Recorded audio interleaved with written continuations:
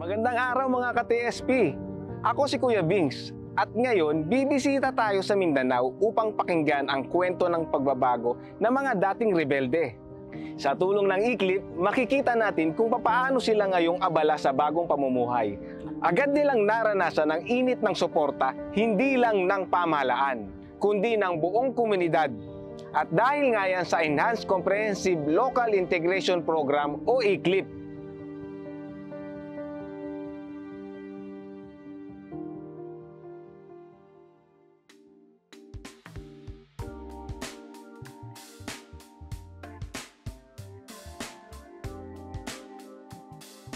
nung nakatanggap may sa Eclipse, sir, 65,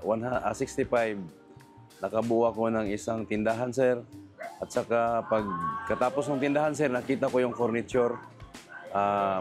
Malaki ang kumikita kami kasi dito. At saka, sir, at katunayan yan, sir, maliban dyan, may nabili na akong lupa, almost 350,000. Dahil sa matagumpay na paglago ng furniture shop ng Davao Oriental Former Rebels Association o DOFRA, lumipat ng mas malaking pwesto sina Domeng Estrera, presidente ng asosasyon sa Dahican, Mati City, Davao Oriental. Para sa kanila, makapagbibigay pa ito ng mas maayos na kita. Itong furniture, sir, ang bawat buwan nito, ang ini-income dito, sir, bawas na sa kuryente, suga, may sahod na, more or less 45,000 a month, sir. Masyado challenging, sir, kasi hindi kami sanay maggawa ng furniture, sir, kasi sa amin, sa bundok, wala namang furniture. Pero ngayon, natutunan na namin, sir. Saan kayo kumuha ng knowledge, sir? Doon sa TISDA, sir, tinitraining kami ng TISDA ng sir, na detain kami na-enmits kami ng Happy Home. Tinuturuan kami ng paggawa ng furniture product, welding, kahit na anong ikabubuhay ng DOFRA, sir, mga former rebels. Ayon kay Domeng, nabighani na ang mga residente sa probinsya sa kanilang produkto. Kaya masaya ang kanyang damdamin sa tuwing nasusulyapan niya ang kanilang mga produkto na tinatangkilik ng mga tao. Masaya, sir, kasi nasa isip namin na, gawa ng DOFRA, nabili ng mga tao, no? Hindi kapanay-paniwala, sir, na nagawa namin. Hindi lamang sa paggawa ng mga muebles o kagamitang pambahay bihasa ang DOFRA, mas pinalawakan pa nila ang natanggap na Enhanced Comprehensive Local Integration Program o ICLIP assistance. Si Marian at kanyang mister, pinuhos ang oras at dugo sa pagpapalago ng kanilang munting taniman.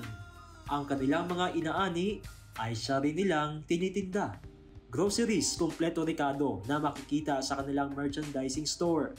May mabibili ka ring petrolyo na agaw pansin sa mata ng mga motorista sa kanilang komunidad. So, pagdawat sa akong kuan, ko nga, i-plaster yun nato ni nga kaning nadawat na mga 65 kay para masustain nagyot ay pang biski ginagmay man lang. Dili masayang. Hindi lamang ang kita ang focus ni Adelbert, kundi ang maipasa sa kanya mga anak ang aral ng pagpapahalaga ng pera sa pagtataguyod ng kanilang tindahan na produkto rin ng ICLIP. Karon naka-afford jud ko pa eskwela college, sir, duha ka buok. Dako pa jud ang bayro nun aning nursing. Pero kaloy sa Ginoo, sir, na buhi gud mi, sir, nakasurvive gud mi hinay-hinay, sir. Tatlong mukha ng pag-asa at kaunlaran na hinubog ng pagmamalasakit at pagkakaisa sa ilalim ng whole of nation approach ng pamahalaan sa pagpuksa ng punot dulo ng insurhensiya. Sina Domeng, Marian at Adelbert ay ilan lamang sa kaagapay ngayon ng Davao Oriental, katuwang ng 701st Infantry Brigade at ng mga lokal na ahensya sa probinsya para mabigyan ng direksyon ang mga former rebel sa kanilang pagbabalik loob sa pamahalaan. Binibigyan namin sila ng seguridad na sila ay hindi na pakialaman ng mga dati nilang kasama na hindi pa sumusuko. At minomonitor din namin yung kanilang mga programa. So meron tayong mga community development teams na nasa mga kumpanya natin, under ng mga battalions natin, Ang ginagawa ng mga CDTs is pinapasyalan yung mga miyembro ng DOFRA, tinatanong kung ano na yung estado ng kanilang mga projects, programs, at tinatanong na rin kung ano yung mga current issues and concerns nila na kailangan din naming iparating sa mga kinauukulan.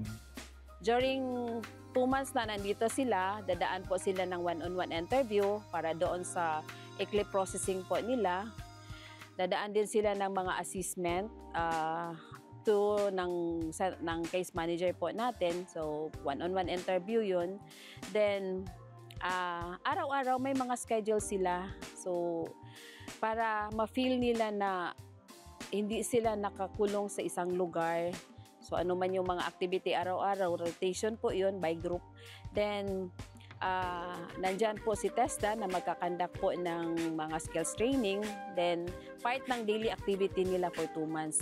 And then, nandyan din si DepEd na magkakandak din ng Alternative Learning Center para while nandito sila, may matutunan din sila. Kung anong grado sila nakahinto, yun din yung pagbabasihan ngayon ng DepEd para ipagpatuloy yung edukasyon nila while nandito sila for 2 months.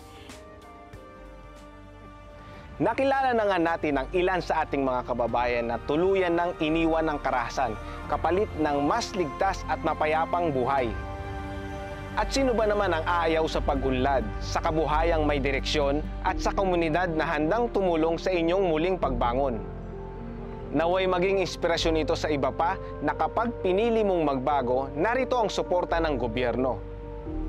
Ako si Kuya Bings at sama-sama nating tahakin ang landas tungo sa pagbabago.